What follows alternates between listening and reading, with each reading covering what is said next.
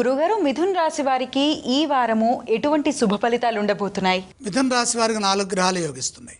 ప్రధానంగా ద్వితీయంలో బుధ గురులు, తృతీయంలో కేతు శుక్రులు. మనోబలం ద్వారా పనులు మొదలుపెట్టండి. సకాలంలో పనిచేయడం ద్వారా కార్యసిద్ధి లభిస్తుంది. మనోబలంతో ఎప్పుడైతే పనులు మొదలు పెడతారో త్వరగా విజయం లభిస్తుంది. బుధానుగ్రహం సంపూర్ణంగా ఉన్నది. తెలివిగా వ్యవహరించి పనులు పూర్తి చేయండి. యథాలాభంగా ఏ పని చేయకండి. ఏ పని చేస్తున్నా అందులో నైపుణ్యాన్ని ప్రదర్శించండి. ప్రస్తుత అవసరాలకు తగ్గట్టుగా నిర్ణయాలు తీసుకొని మంచి ఫలితాలు సాధించండి. వ్యాపారంలో విశేషమైన ఫలితాలు ఉంటాయి.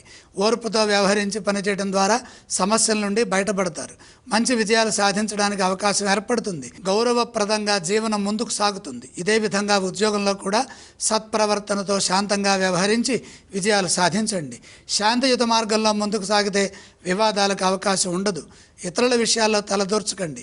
సాంకేతిక లోపాలు ఏర్పడకుండా స్పష్టమైన ప్రణాళికలు సిద్ధం చేయండి.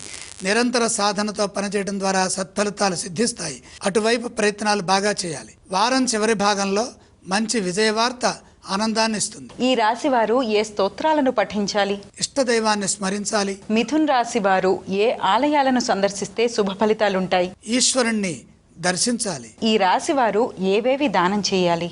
నవధాన్యము నవగ్రహాల దగ్గర ఉంచి నమస్కారం చేయండి.